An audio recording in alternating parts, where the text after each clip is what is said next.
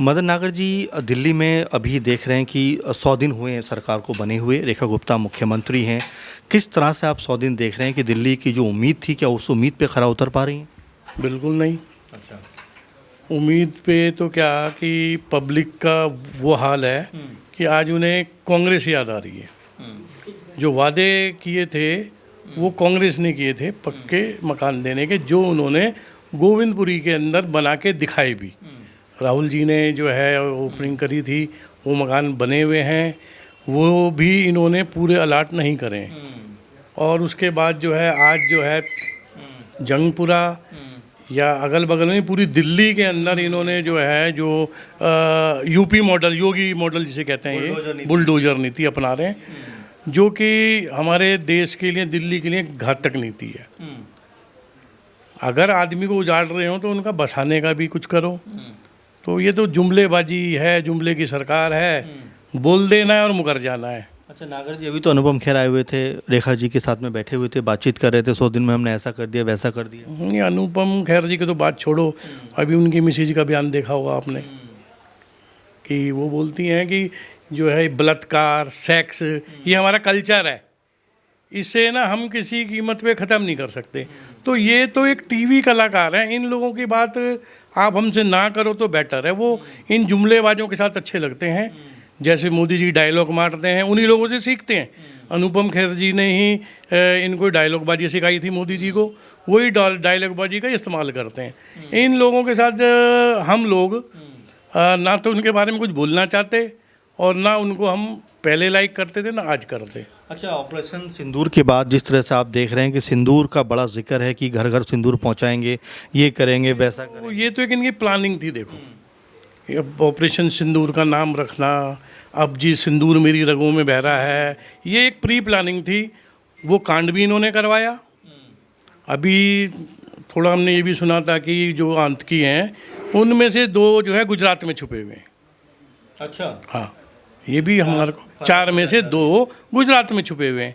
तो ये तो इनका एक प्लान था, बीजेपी का प्लान। क्या प्लान बताइए जरा कि पहलगांव जो हुआ, उससे पहले भी वो RDX वाला हमारा केस हुआ था, पुलवामा वाला। तो ये तो एक इनके प्लान है, इलेक्शन से पहले देश के अंदर कुछ ऐसी वारदात करवानी और जो है आदमी का जो है ना वो उसकी वो लेनी, अपना सिंपैथी लेनी। ठीक है ना। तो ये तो इनकी प्लानिंग है, शुरू से ऐसे ही चल रहे हैं। इनको देश की जनता से कौन मर रहा है, क्या नहीं मर रहा है, एक प्लानिंग थी, मरवा दिए। मरवा करने के बाद 1 घंटे के अंदर एक लेडीज़ की, भाई मेरे इनको पूछ के मारा, धर्म पूछ के मारा, ये उसी के ऊपर बाद में जो है कि जी ऑपरेशन सिंदूर चला दिया, अब मेरी रगों में सिंदूर। ये तो एक जुमलेबाजी, जो देश के प्रधानमंत्री की जो गरिमा इन्होंने डाउन करी है। इस 11 साल के अंदर कोई देश का नाम नहीं उठाया, ऊंचा किया इन्होंने, सिवाय देश की जो है ना गरिमा को इन्होंने ठेस पहुंचाई है। आज ऑपरेशन सिंदूर तो कर दिया, हम कहाँ खड़े हैं? इनके पास जवाब ही नहीं है कि हमारे कितने एयरक्राफ्ट गिरे हैं। आज फ्रांस की जो है उधर टीम आई हुई है, उसको ये देखने से मना कर रहे हैं कि उनको शो ही नहीं करना चाहते। तो इन लोगों के पास कोई जवाब नहीं है। तो राहुल गांधी ने सवाल उठाए थे कि भाई देश को पता होना चाहिए क्या कुछ हुआ इस पूरे के पूरे हमने जो पलटवार किया है, क्या नुकसान हुआ है, क्या नहीं हुआ है, क्या सही कहा उन्होंने? नहीं पता होना चाहिए, क्यों नहीं पता होना चाहिए? ये तो प्रधानमंत्री को देश को संबोधित करना चाहिए कि हमने क्या करा, क्या नहीं करा, क्या हमारे को तो कुछ प्लानिंग नहीं बताते, उनको फ़ोन करके पहले बता देते कि हम अटैक करने वाले हैं। पाकिस्तान दुश्मन को तो पहले फ़ोन करके बता रहे हैं कि हम अटैक करना चाहते हैं, करने वाले हैं। देश को कुछ नहीं बताना चाहते ये लोग। तो इन लोगों पे क्या भरोसा करें, क्या ना करें? देश तो एक 11 साल से एक दुविधा में फंसा हुआ है। अच्छा, मोदी जी बिहार पहुंचते हैं तो कहते हैं कि मैंने जो कहा था वो करके दिखा दिया, हमले का जवाब दे दिया, आतंकी ठिकाने नस्तानाबूद कर दिए। नहीं, अब एक बात सुनो ना, खाली जगह दिखाते हैं, टूटी हुई खाली मस्जिद दिखाते हैं या कुछ दिखाते हैं, एक एक ईंट वहाँ की दिखा रहे हैं, तो अंदर की बॉडियाँ दिखाने में क्या परेशानी है? बॉडी क्यों नहीं दिखाते? एक एक ईंट दिखा रहे हैं उधर, कैमरा जब इनका वहाँ तक जा रहा है तो इनकी बॉडी तो इन्होंने आज तक नहीं दिखाई कि हमने हमला कहाँ करा, किस पे करा। ये सिर्फ बातें हैं। तो आप इस पर शक कर रहे हैं एक तरीके से? पूरे देश को शक है, पूरे देश को शक है जी, हमको नहीं, पूरे देश को शक है। तो डेलीगेशन बाहर गया है बात करने के लिए कि भाई ये जाति हो रही है। जाति ने हमें सफाई देने की क्या ज़रूरत है किसी को, डेलीगेशन भेजने की क्या ज़रूरत है? ये तो इनके अंदर कोई कमी है तभी भेजा ना डेलीगेशन। और डेलीगेशन पाकिस्तान ने भेज दिया और नहीं, पाकिस्तान ने तो अब देखो, उसने तो ढिंडोरा पीटना है, मर गया ये वो, उसने तो सिंपत्ति क्या, पैसा मिल गया उसे, तो उसकी डूबती हुई इकनॉमी उठ गई। उसको तो डेलीगेशन भेजने में, हल्ला मचाने में बेनिफिट मिल रहा है। हमें क्या बेनिफिट मिल रहा है? हम जितना हल्ला मचा रहे हैं उतने हमारे ऊपर जो है सख्ती हो रही है। अमेरिका रोज़ कुछ ना कुछ करे जा रहा है। हम तो कह रहे हैं कि मैंने रुकवाया पूरा हमला, मोदी तो बोल रहा है मैंने धमकी दे के रुकवाया है कि मैं बिजनेस रोक दूंगा।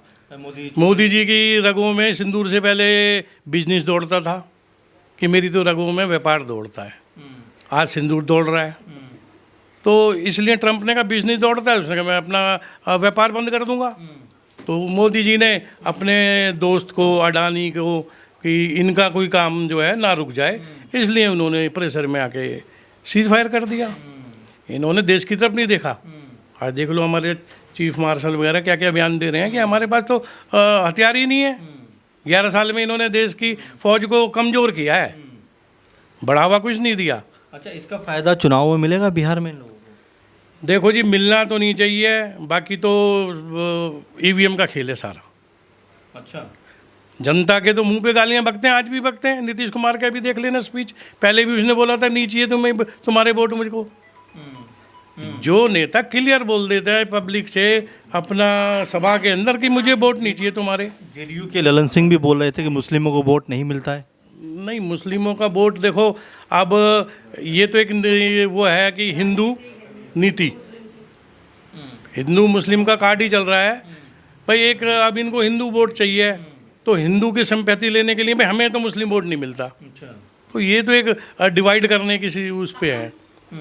अच्छा, कांग्रेस पार्टी बिहार में क्या कर रही है, किस तरह से आगे बढ़ रही है? देखो, कोशिश तो हर जगह कर ही रहे हैं, और ऐसी बात नहीं है कि हमें कोई जो है बेनिफिट नहीं मिल रहा।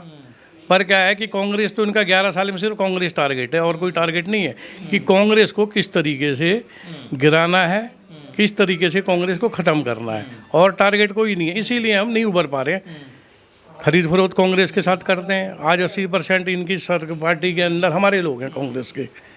तो इसीलिए कांग्रेस का जो है उभरना लोगों को मुश्किल लग रहा है। वैसे बेनिफिट हमें मिल रहा है हर जगह, पर क्या है कि अभी सरकार नहीं चल रही, गुंडागर्दी चल रही है। राहुल गांधी के बारे में क्या कहेंगे? राहुल गांधी जी असरदार पैदा कर पा रहे हैं असर? नहीं, असर तो देखो, देश के ऊपर जो इतने पैसा जो कर्जा कर दिया मोदी जी ने, हम ये समझते हैं कि वो सारा पैसा सिर्फ राहुल गांधी को बदनाम करने में खर्च किया है इन्होंने, उसी बदनाम करने का ही प्रचार किया है इन्होंने। तो राहुल गांधी जी तो अपनी जगह तो जो है ठीक हैं, पर ये लोग जो है जो इतना पैसा लगा रहे हैं सिर्फ राहुल गांधी जी को बदनाम करने के लिए खर्च कर रहे हैं। वही पैसा जो है कर्जा लेके और उसके ऊपर खर्च कर रहे हैं। देखिए, नागर जी से बहुत सारे मुद्दों पे बात की। उन्होंने साफ कहा कि राहुल गांधी जो काम कर रहे हैं और जिस तरह से अपने आप को आगे बढ़ा रहे हैं, लेकिन उनकी छवि को ख़राब करने का काम कहीं ना कहीं बीजेपी की तरफ से किया जा रहा है, और बाकायदा इसके लिए काफ़ी ज़्यादा पैसा भी खर्च किया जा रहा है। तमाम मुद्दों पर बात की है। इसको लेकर आपका क्या कहना है ज़रूर कमेंट करिए। फिलहाल इस प्रोग्राम में इतना ही। नमस्कार।